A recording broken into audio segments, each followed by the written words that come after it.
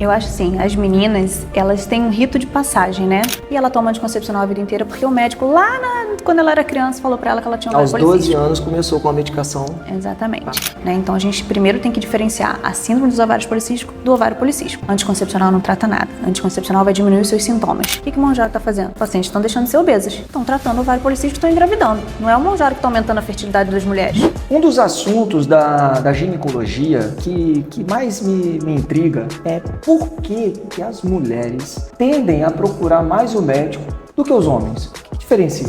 Eu acho assim, as meninas, elas têm um rito de passagem, né? Toda menina vai menstruar, homem já não passa por isso, então acho que é um marco. Ela vem criança, adolescente, e aí ela vai passar pela menstruação, vai passar pela primeira relação sexual. Às vezes os pais, a mãe, né? Geralmente é a mãe que leva lá pra mim. Ela não sabe como conversar com a criança, então ela sempre já leva a menina lá pra gente introduzir o assunto da menstruação, do namoro, da relação sexual, do anticoncepcional. Então ela já aprende desde pequena o médico que ela tem que ir. Porque, como eu digo, eu acho que o médico da mulher é o ginecologista. E se dali a gente tem que encaminhar para um neurologista, para um nefrologista, a gente encaminha dali. Mas a mulher, ela já vai direto pro ginecologista. O homem, você não passa por isso. Você não leva seu filho num médico porque ele tá na puberdade ou alguma coisa assim. Eu faço essa pergunta para muita gente. E é a primeira vez que eu ouço essa palavra rito de passagem. Você quer dizer assim, a menina ou a mulher, ela vai mais ao médico, ela tende a ir mais ao médico porque já é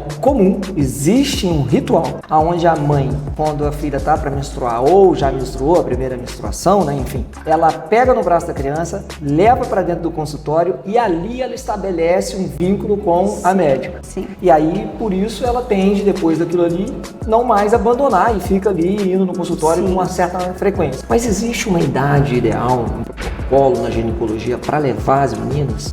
O ideal é que leve antes da primeira menstruação, né? Pra gente conversar, explicar pra ela o que vai acontecer. Então, mas muitas vezes não acontece isso. O que eu vejo lá no meu consultório é que depois da menstruação. Por quê? Quando a menina menstrua, é normal ela ficar com irregularidade menstrual, ter muita cólica, ter sangramentos. Então as mães começam a ficar desesperadas e começam a levar no ginecologista. E aí tem uma coisa muito importante. É nessa hora que as meninas entram com anticoncepcional. Porque o médico não explica que isso é normal, fala, tá sangrando muito, toma aqui. Mas a menina às vezes tem 11 anos, 12 anos. Então ela vai tomar anticoncepcional e por 10 anos ela vai estar com 22 anos ainda. É importante para as mães de adolescentes saberem. As meninas quando menstruam, lá para 12, 13 anos, a gente demora um tempo, pode demorar 2, 3 anos para essa menstruação regular, né? Ela tem uma imaturidade do eixo-hipotálamo hipófise até ela ficar um pouquinho maior e o corpo entender, isso demora. Então pode vir 2, 3 vezes no mês ou ficar mais de 30 dias sem vir, isso é normal e não precisa de anticoncepcional. Agora, se ela tem muito sangramento, se isso prejudica ela no colégio, na vida, muita cólica, aí não tem jeito, aí a gente tem que entrar realmente com anticoncepcional. Mas nessa questão de irregularidade, muitos médicos diagnosticam as meninas com ovário policístico e tacam o anticoncepcional na menina.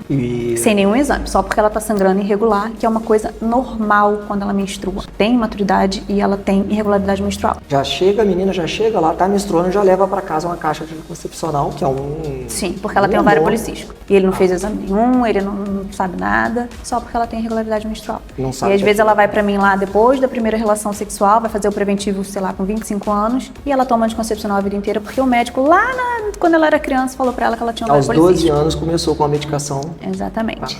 Isso é muito ruim mesmo. E você falou a respeito do ovário policístico. Muito se fala hoje, né, da questão da síndrome metabólica, dessa doença que causa, né, a obesidade, etc e tal. Me fala um pouco sobre o ovário policístico. Então, o ovário policístico é uma doença metabólica, né? Junto com ele a gente tem obesidade, excesso de pelo, espinha. Então, ela é como se fosse uma diabetes, né? É uma desordem endócrina, hormonal, que é diferente do ovário policístico. Você pode ter uma menina lá com ovário policístico, né, com vários cistinhos, mas que ela está menstruando normal, ela não está acima do peso e ela não tem nada. E aí, às vezes, você começa o tratamento com anticoncepcional que nem é tratamento. E aí, quando a gente tem a síndrome dos ovários policísticos, a paciente não está menstruando, ela vai lá no consultório porque ela está 3 meses, 90 dias sem menstruar, ela está acima do peso, ela não consegue perder peso, ela tem pelos no rosto, ela tem manchas escuras no pescoço, na axila, que chama acantose nigricans, que é um sinal de resistência insulínica, né? Então, a gente primeiro tem tem que diferenciar a síndrome dos ovários policísticos do ovário policístico. Se ela tem a síndrome, o tratamento depende 90% da paciente. O pilar do tratamento é atividade física, dieta, mudança de estilo de vida.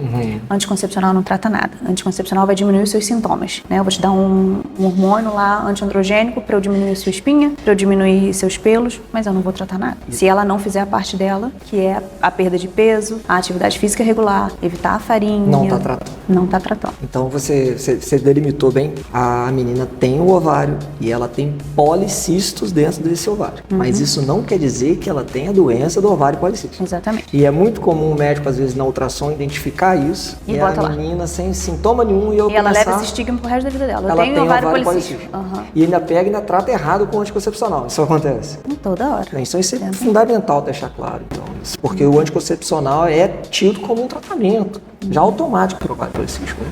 Hoje não se faz o menor sentido. Não, anticoncepcional não trata nada. Ele vai reduzir os sintomas, porque ele vai regular a menstruação, que é o que mais incomoda ela. Então você vai fazer um ciclo ali hormonal, você não está menstruando, você está fazendo um ciclo hormonal, você para de tomar anticoncepcional, você vai fazer privação hormonal, você vai sangrar. Opa, regulou meu ciclo. Mas não tratou nada, só regulou o ciclo. Você vai melhorar a pele dela, da acne, e você vai melhorar o pelo. Pronto, ela tá achando que ela tá tratada. Não tá tratada. Não, ela tá reduzindo os sintomas. O tratamento depende dela. É, inclusive, muito difícil a gente tratar, porque às vezes ela chega lá querendo engravidar e não consegue, porque ela não menstrua, ela tá com uma síndrome metabólica, e eu não tenho como fazer nada se ela não fizer. E aí eu vou aproveitar esse gancho e vou falar do Monjaro, aonde que entra Os o bebês Monjaro para ovário policístico também.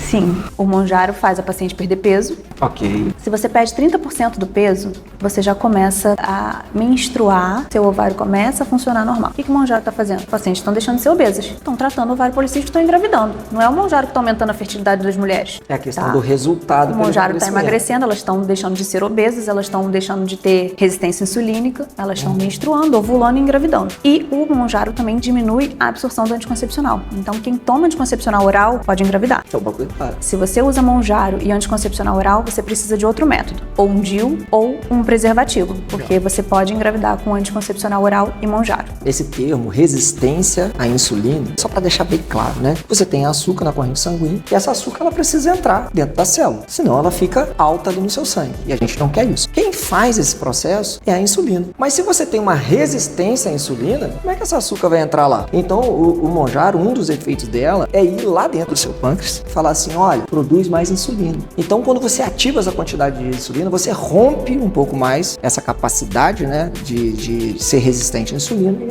a açúcar baixa no sangue. Junto com o emagrecimento, toda essa síndrome metabólica que tem no ovário policístico e no obeso, ele acaba ficando menor esses efeitos. Então aumenta a probabilidade de você engravidar por conta disso, melhora os efeitos do ovário policístico. Então o Monjaro é uma medicação que pode estar sendo utilizada também nesse tratamento. Sim, principalmente se a paciente for obesa. É recomendável. Sim. Perfeito. Até porque a obesidade é tratada com ele. Okay.